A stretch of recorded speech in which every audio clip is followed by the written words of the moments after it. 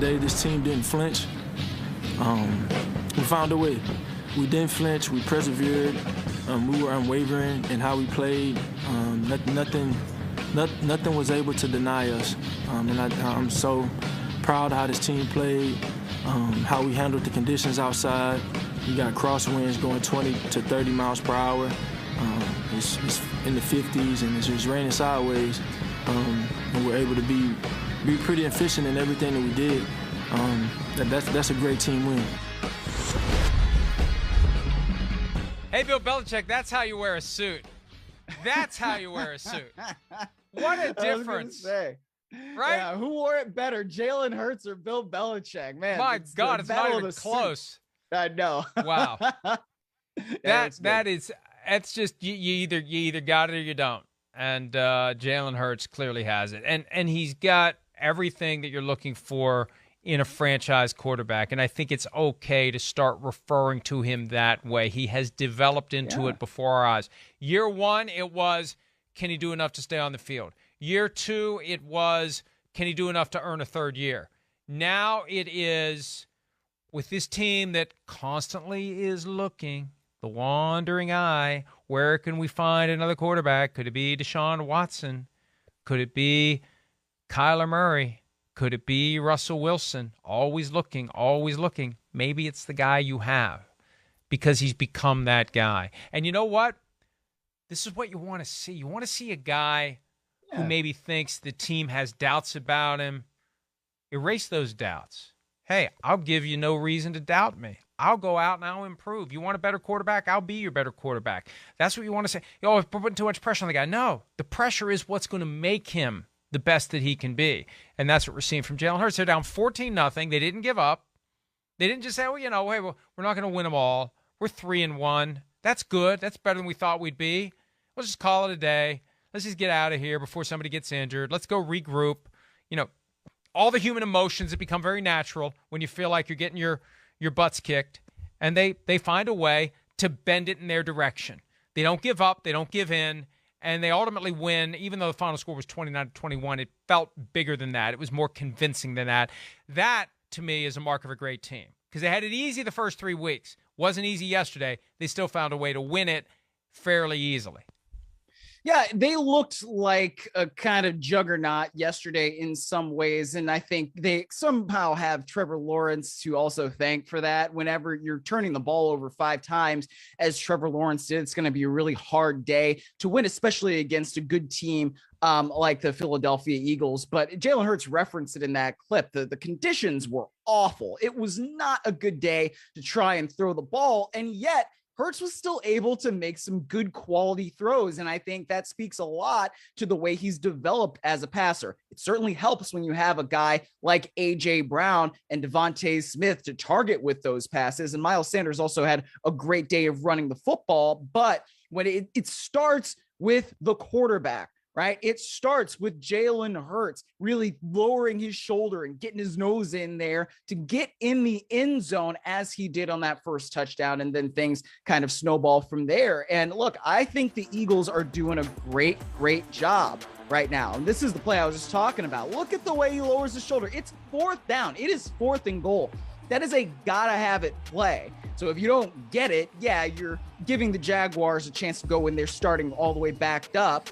But at the same time, when you need a touchdown, when you need to make a play like that and your quarterback comes through, that's a pretty big play. And so I give Jalen Hurts a lot of credit for what he did in the offseason to improve and how that is translating now on the field.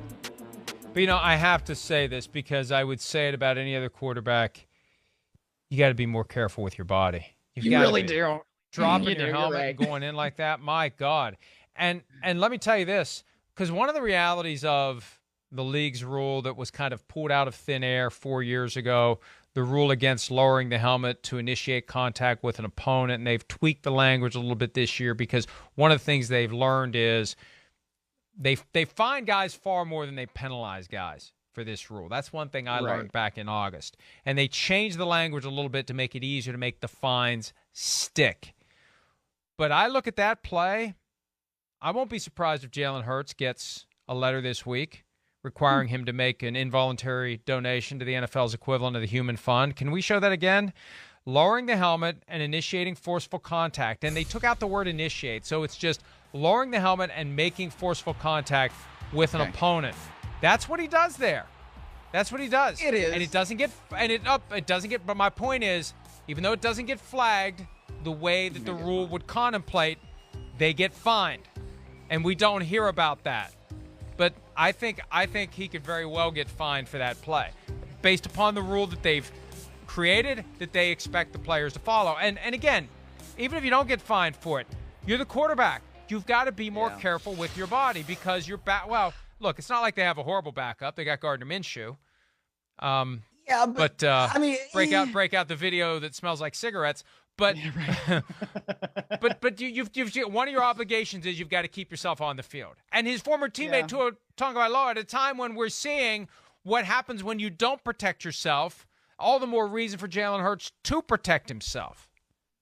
It is. You're not wrong, but it's also fourth down and you're down 14. You're trying to make a play. There are things that coaches talk about in football where it's either one of those things that happens over the course of the game, or then there's, as Mike Vrabel likes to say, dumb stuff, and he doesn't say stuff that doesn't help the team. I think that's one of those plays that happens in football. That's a football play. Even as Jalen Hurts may get fined for that, if you're making a play within the confines of the game and something happens that may be a little bit illegal, you can kind of live with that. And that's something that if he gets fined, I'm sure he can live with because it helped the Eagles win. Well, absolutely. And look, that's ultimately what you're trying to do. You're trying to win football games, and you do take calculated risks or just reckless risks at times. Yeah. And as long as you are able to keep playing, it doesn't become an issue. But when you do drop your shoulder at the sideline and tear your ACL like Jimmy Garoppolo, and I guess that's one of those instances where it's completely unnecessary.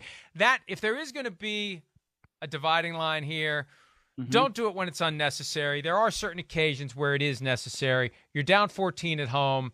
This is a way to turn the momentum in your favor. And for all we know, that moment, the other players saw that, and that gave them the kick in the ass they needed to turn it not just into a close game, but pretty much a rout. Hassan Reddick got it done. I mean, he's a guy that you can just count on to make big plays. Not all the time, but just like he's always kind of around. And he'll have these big games out of nowhere. He had a couple of strip sacks, and he forced a fumble to seal the victory when the Eagles were up 8 points, a one-score. Well, as I said earlier, they were all one-score games in the fourth quarter except Chiefs-Bucks.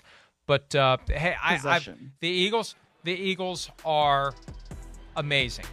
To be 4-0, the only unbeaten team left after 4 weeks. Peter King made the point on Friday that there were 5 unbeaten teams going into week 4 last year, 7 the year before. Now there was 1 going into the 4th Sunday, and coming out of the 4th Sunday, there's only 1 left. That really is amazing that it's that number 1, there's only 1 team, and number 2, that it's the Eagles. Yeah, parity. It's what the NFL's always wanted, right? Everybody's got a chance every single week, and there's so much intrigue going into December and January. Trevor Lawrence, when you have 4 fumbles and you lose every single one, what were you doing in the week before that really pissed somebody off upstairs? Oh, I said that word again. But like, you ticked somebody off upstairs, man. You're not living right. Something happened because you don't usually see a quarterback lose 4 fumbles. Look at Matt Ryan. He's playing horribly, and he doesn't even lose all those fumbles. He's got 9 fumbles and has only lost, I think, 3 or 4 of them. What are you doing, man? Live right. Something. And you wonder how much time they spent practicing with wet footballs during the week. Yeah, well, that's part of it, right? Yeah, I guess. I mean, and it's funny because that hurricane obviously passed through Florida and then went up the coast. And then that's kind of what we were seeing in those East Coast games in those really, really terrible conditions. But yeah, I mean, my goodness, look at what he's doing there. Hold on to the ball. 2 hands, Trev. That's the old Brucey, I just ate popcorn maneuver. But I have no idea what you're referencing there. you've never seen The Longest Yard, the second one? No. You were alive when it came out. It wasn't a movie from the 90s or the 80s, and you still haven't seen The Longest Yard, a football movie? No. Sorry. No. Wow. Unbelievable. All right. And you know what? They were still in it. There's a silver lining in this for Doug Peterson and the Jacksonville Jaguars. even with a bad performance from Trevor Lawrence, they were still in it. And, oh, by the way, credit to the Eagles fans. They did not boo Doug Peterson. He got a standing ovation. My faith in humanity has been restored. The fans that threw snowballs at Santa once upon a time recognized that Doug Peterson delivered for them the only Super Bowl championship they have ever won, and they appreciated it. And they also recognized he didn't try to leave. He didn't shoot the double-barreled middle fingers on his way out the door. He got fired. Right. He wanted to stay. And he came back and he almost beat the Philadelphia Eagles. Hi, it's Mike Florio. Thanks for watching PFT on YouTube. Hit subscribe for the latest news and analysis from Pro Football Talk.